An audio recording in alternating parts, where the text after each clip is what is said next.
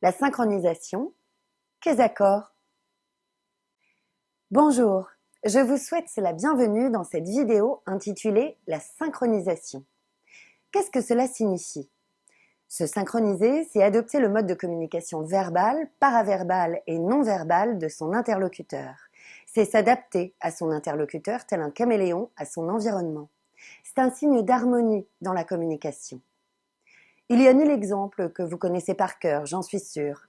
Lorsque deux personnes marchent du même pas, lorsque deux bébés entrent en contact en s'imitant l'un l'autre, ou lorsqu'un fou rire, un bâillement devient contagieux. La synchronisation est souvent inconsciente, mais une démarche active et volontaire de synchronisation améliore significativement la communication. Pourquoi s'y intéresser? Parce que c'est un excellent moyen d'établir un climat de confiance et d'entrer plus facilement et plus rapidement en contact avec votre interlocuteur. Vous allez le mettre à l'aise et développer une certaine complicité.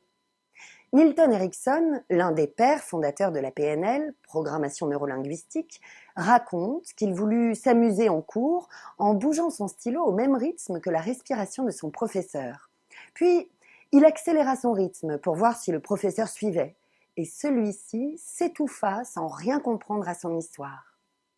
Après avoir accroché votre interlocuteur, vous pouvez ainsi le guider. Pacing and leading, disent les Anglais. Comment se synchroniser? Il faut être élégant dans sa synchronisation, comme dans toute sa communication en général. Se synchroniser, ce n'est surtout pas singer son interlocuteur. Une écoute active, associée à l'observation, permet de repérer chez notre interlocuteur tout ce qui pourra être utilisé dans la synchronisation. Concrètement, sur quoi pouvons-nous nous synchroniser? La synchronisation verbale, le niveau de langage.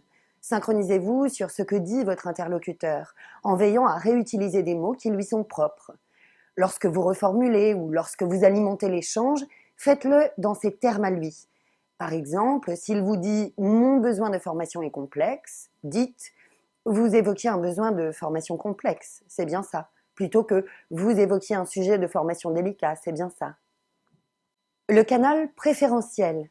Les gens ont généralement des canaux sensoriels préférentiels. Par exemple, le visuel et l'auditif et le kinesthésique, qui comprend les ressentis physiques et émotionnels. Le fait d'utiliser son canal préférentiel dans la communication augmentera vos chances d'être compris. Par exemple, avec quelqu'un dont le canal préféré est auditif, utilisez des mots tels que « j'entends bien ce que vous dites ». Avec une personne visuelle, dites « je vois ce que vous voulez dire ».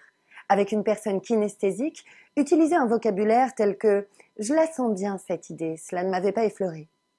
Mais on peut également se synchroniser sur l'intonation de la voix, le volume de la voix, le rythme. C'est la synchronisation paraverbale.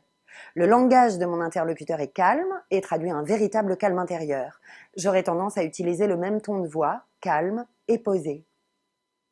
Enfin, la synchronisation non verbale, qui comprend la posture et la gestuelle, l'état interne de la personne. Notre interlocuteur est passionné, il vaut mieux avoir le langage, la gestuelle de quelqu'un de passionné pour mieux entrer en communication avec lui. La respiration d'autrui. Observez les mouvements d'épaules, son ventre et calez-vous sur sa respiration. Vivez au rythme de son souffle. Attention, se synchroniser ne signifie pas pour autant oublier qui vous êtes, mais c'est comprendre l'autre et lui montrer avec subtilité que vous êtes sur la même longueur d'onde. À bientôt.